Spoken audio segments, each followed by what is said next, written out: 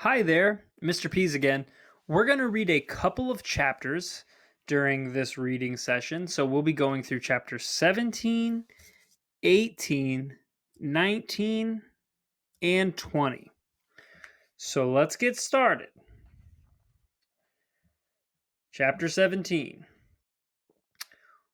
Well, Litmus came home from the war, said Miss Franny as she went on with her story, and found himself alone.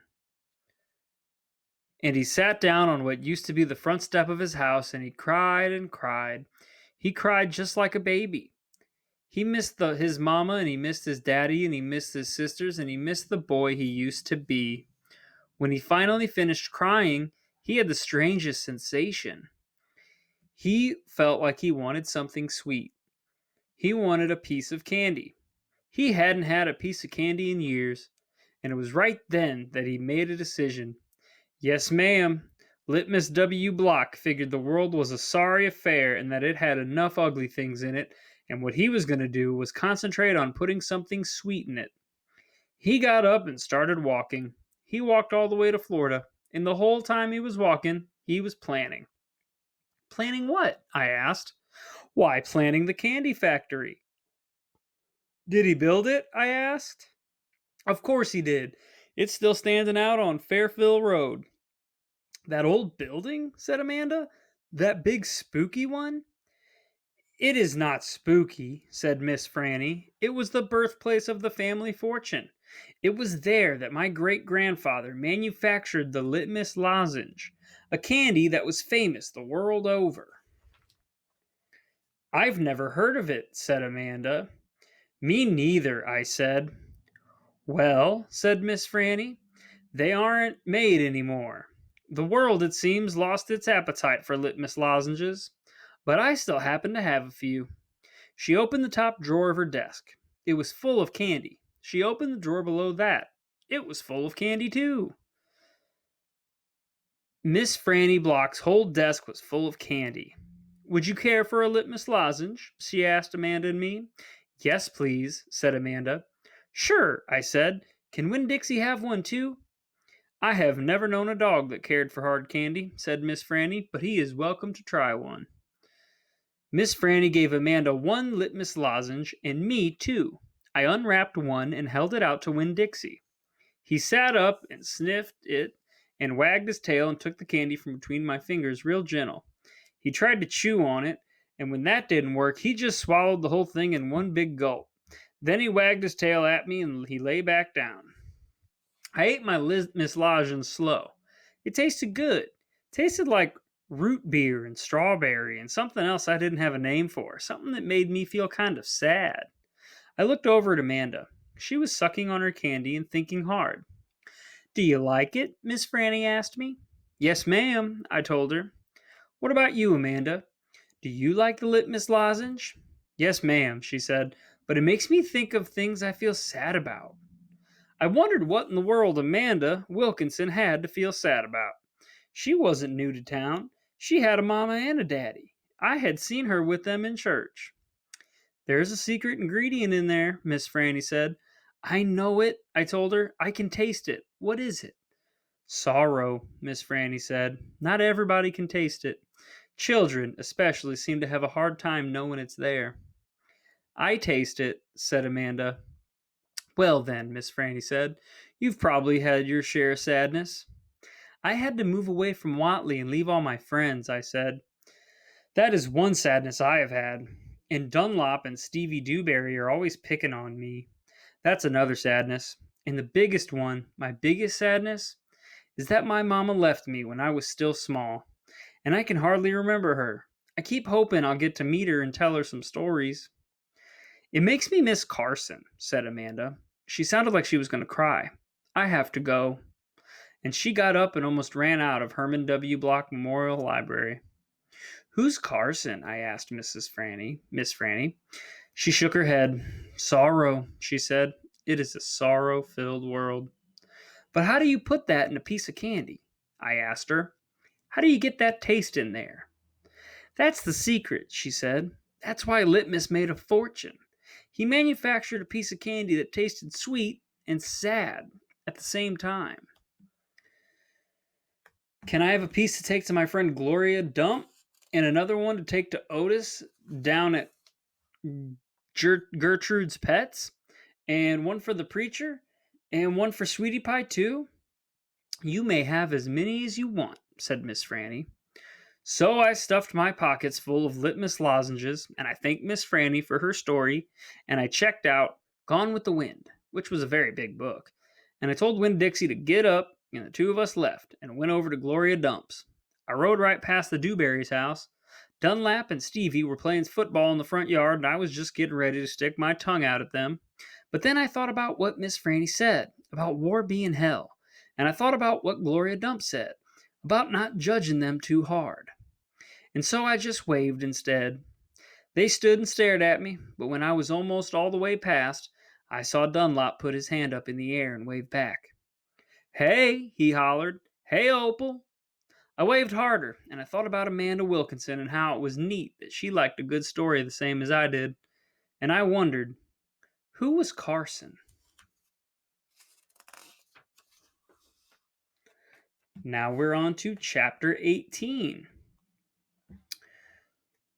When we got to Gloria Dump's, I told her I had two surprises for her and asked her which one did she want first, the small one or the big one. The small one, said Gloria. I handed her a Litmus lozenge and she moved it around in her hands, feeling it. Candy? She said. Yes, ma'am, I told her. It's called a Litmus lozenge. Oh, Lord, yes, I remember these candies. My daddy used to eat them. She unwrapped the Litmus lozenge and put it in her mouth and nodded her head. Do you like it? I asked her. Mm-hmm. She nodded her head slowly. It tastes sweet, but it also tastes like people leaving. You mean sad? I asked. Does it taste like sorrow to you? That's right, she said. It tastes sorrowful, but sweet. Now what's surprise number 2? A book, I said. A book? Uh-huh, I said. I'm going to read it out loud to you. It's called Gone with the Wind. Miss Franny says it's a great book. It's about the Civil War. Do you know all about the Civil War? I have heard it mentioned a time or two, said Gloria, nodding her head and sucking on the Litmus lozenge. It's going to take a long time to read this book, I told her. There are 1,037 pages. Woo-wee, said Gloria. She leaned back in her chair and crossed her hands on her stomach. We best get started then. And so I read the first chapter of Gone with the Wind out loud to Gloria Dump. I read it loud enough to keep her ghosts away. And Gloria listened to it good. And when I was done, she said it was the best surprise she had ever had, and she couldn't wait to hear chapter 2. That night, I gave the preacher his Litmus lozenge right before he kissed me goodnight. What's this? He said. It's some candy that Miss Franny's great-grandfather invented. It's called a Litmus lozenge. The preacher unwrapped it and put it in his mouth, and after a minute he started rubbing his nose and nodding his head. Do you like it? I asked him. It has a peculiar flavor. Root beer? I said. Something else. Strawberry? That too, but there's still something else. It's odd.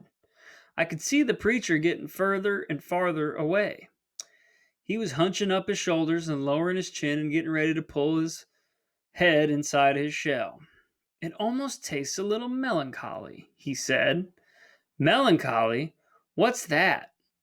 Sad, said the preacher. He rubbed his nose some more.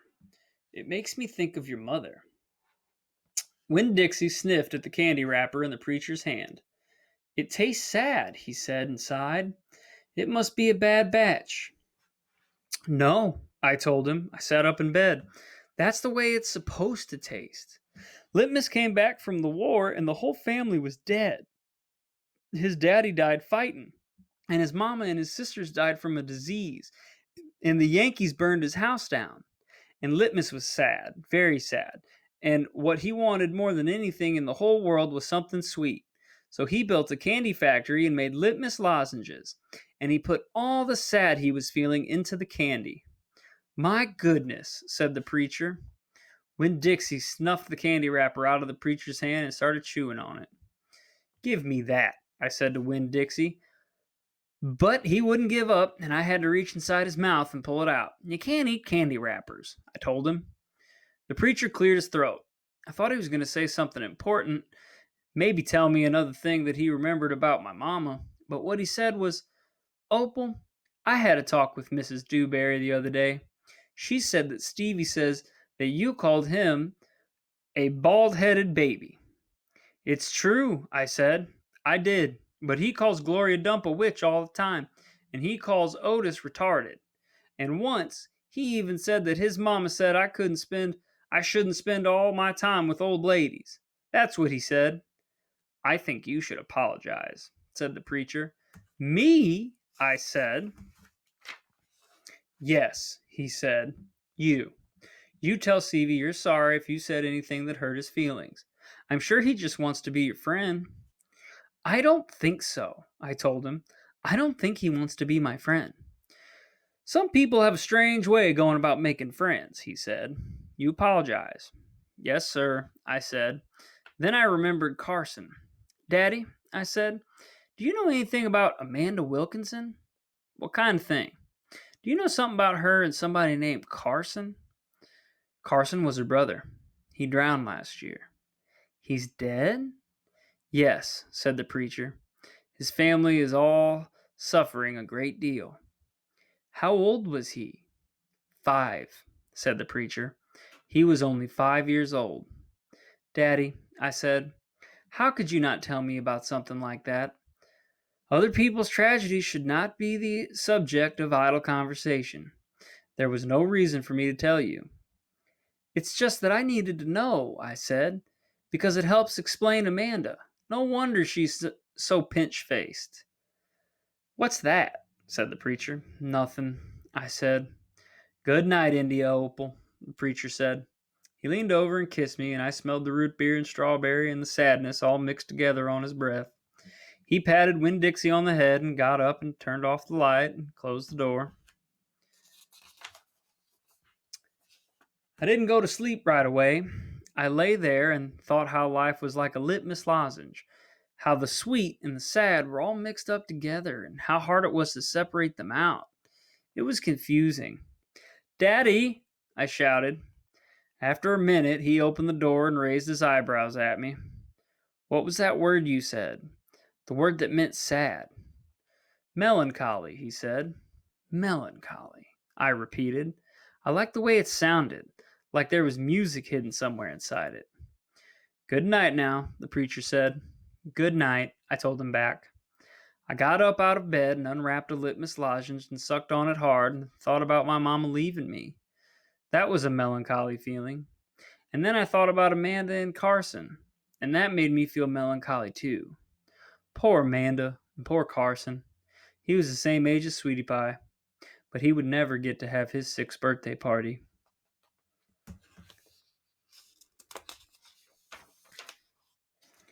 Chapter 19. In the morning, me and Winn Dixie went down to sweep the pet store, and I took a litmus lozenge for Otis. Is it Halloween? Otis asked when I handed him the candy. No, I said. Why? Well, you're giving me candy. It's just a gift, I told him, for today. Oh, said Otis. He unwrapped the litmus lozenge and put it in his mouth, and after a minute, tears started rolling down his face. Thank you, he said. Do you like it? I asked him. He nodded his head. It tastes good, but it also tastes a little bit like being in jail. Gertrude squawked. She picked up the litmus lozenge wrapper in her beak and then dropped it and looked around. Gertrude, she screamed again. You can't have any, I told her. It's not for birds. Then, real quick before I lost my nerve, I said, Otis, what were you in jail for? Are you a murderer? No, ma'am, he said. Are you a burglar? No, ma'am, Otis said again. He sucked on his candy and stared down at his pointy-toed boots. You don't have to tell me, I said. I was just wondering. I ain't a dangerous man, Otis said. If that's what you're thinking. I'm lonely, but I ain't dangerous. Okay, I said, and I went into the back room to get my broom. When I came back out, Otis was standing there where I left him, still staring down at his feet. It was on account of the music, he said. What was? I asked. Why I went to jail. It was on account of the music. What happened? I wouldn't stop playing my guitar. Used to be I played it on the street. Sometimes people would give me money. I didn't do it for the money. I did it because the music is better if someone is listening to it. Anyway, the police came, and they told me to stop it. They said how I was breaking the law, and the whole time they were talking to me, I went right on playing my music, and that made them mad. They tried to put handcuffs on me, he sighed. I didn't like that. I wouldn't have been able to play my guitar with them things on. And then what happened? I asked him. I hit them, he whispered. You hit the police? Uh-huh. One of them, I knocked him out. Then I went to jail, and they locked me up and wouldn't let me have my guitar. And when they finally let me out, they made me promise I wouldn't never play my guitar on the street again. He looked up at me real quick and then back down at his boots. And I don't. I only play it in here. For the animals, Gertrude, the human Gertrude, she owns a shop, and she gave me the job when she read about me in the paper, and she said it's all right for me to play music for the animals. You play your music for me and Winn, Dixie, and Sweetie Pie, I said. Yeah, he agreed, but you ain't on the street. Thank you for telling me about it, Otis, I said. It's all right, he said. I don't mind. Sweetie Pie came in, and I gave her a Litmus lozenge, and she spit it right out. She said that it tasted bad. She said that it tasted like not having a dog. I swept the floor real slow that day. I wanted to keep Otis company. I didn't want him to be lonely. Sometimes it seemed like everybody in the world was lonely. I thought about my mama. Thinking about her was the same as the hole you keep on feeling with your tongue after you lose a tooth. Time after time, my mind kept going to that empty spot, the spot where I felt like she should be. Okay, we're on to chapter 20, folks. When I told Gloria Dump about Otis and how he got arrested, she laughed so hard she had to grab hold of her false teeth so they wouldn't fall out of her mouth. Woo-wee, she said when she was finally done laughing. That sure is some dangerous criminal. He's a lonely man, I told her. He just wants to play his music for somebody. Gloria wiped her eyes with the hem of her dress. I know it, sugar, she said, but sometimes things are so sad they gotta be funny. You know what else? I said, still thinking about sad things. That girl I told you about, the pinch-faced one, Amanda? Well, her brother drowned last year. He was only 5 years old, the same age as Sweetie Pie Thomas. Gloria stopped smiling. She nodded her head. I remember hearing about that, she said. I remember hearing about the little drowned boy. That's why Amanda's so pinch-faced, I said. She misses her brother. Most likely, Gloria agreed. Do you think everybody misses somebody like I miss my mama? Mm-hmm, said Gloria. She closed her eyes. I believe sometimes that the whole world has been aching heart. I couldn't stand to think about sad things that couldn't be helped no anymore, so I said, do you want to hear some more Gone with the Wind? Yes, indeed, Gloria said. I've been looking forward to it all day. Let's see what Miss Scarlet is up to now. I opened up Gone with the Wind and started to read, but the whole time I was thinking about Otis, worrying about him not being allowed to play his guitar for people. In the book, Scarlet was looking forward to going to a big barbecue where there was going to be music and food. That's how I got the idea. That's what we need to do, I said. I slammed the book shut. Winn Dixie's head shot up from underneath Gloria's chair. He looked around all nervous. Huh? Said Gloria Dump. Have a party, I told her. We need to have a party and invite Miss Franny Block and the preacher and Otis can play his guitar for everybody. Sweetie Pie can come too. She listens to his music good. We who? Gloria asked. We, me and you. We can make some food and leave the party right here. Have the party right here in your yard. Said Gloria Dump. We could make peanut butter sandwiches and cut them up in triangles to make them look fancy. Lord, said Gloria Dump, I don't know if the whole world likes peanut butter as much as you and me and this dog. Okay then, I said, we could make egg salad sandwiches. Adults like those. You know how to make egg salad? No, ma'am, I said. I don't have a mama around to teach me things like that. But I bet you know. I bet you could teach me. Please? Maybe, said Gloria Dump. She put her hand on Winn Dixie's head. She smiled at me.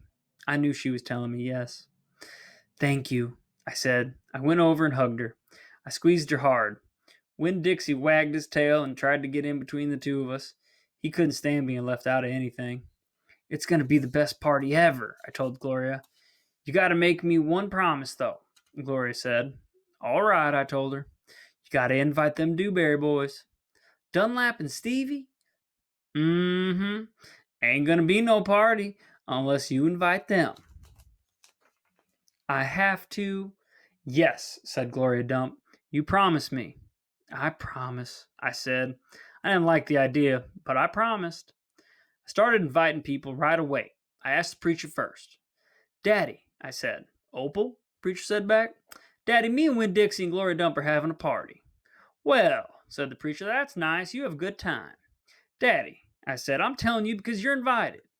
Oh, said the preacher. He rubbed his nose. I see. Can you come? I asked him. He sighed. I don't see why not, he said. Miss Frandy Block took to the idea right away. A party, she said, and clapped her hands together. Yes, ma'am, I told her. It'll be the kind of like the barbecue at 12 Oaks and Gone with the Wind, only it's not going to be as many people, and we're going to serve egg salad sandwiches instead of barbecue. That sounds lovely, Miss Franny said, and then she pointed at the back of the library and whispered, maybe you should ask Amanda, too. She probably won't want to come, I said. She doesn't like me very much. Ask her and see what she says, Miss Franny whispered. So I walked to the back of the library and I asked Amanda Wilkinson in my best manners voice to please come to my party. She looked around all nervous and stuff.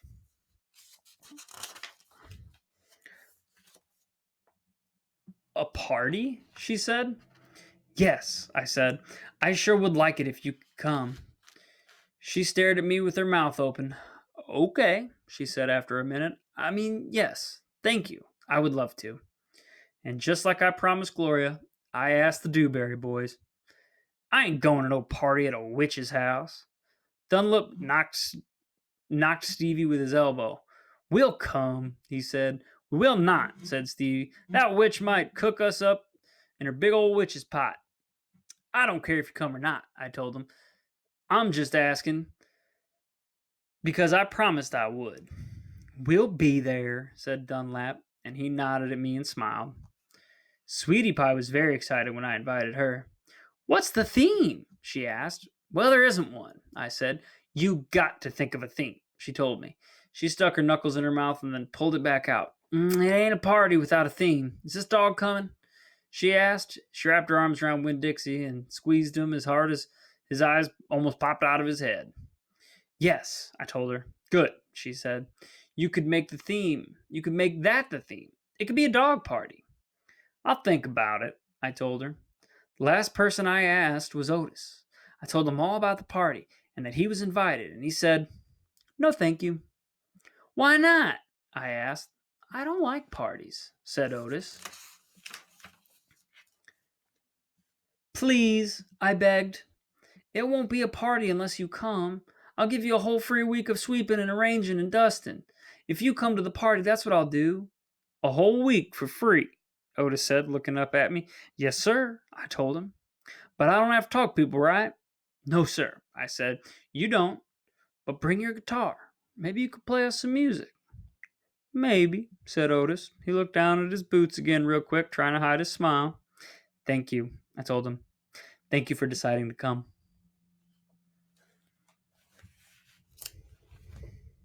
And those are the chapters 17 through 20.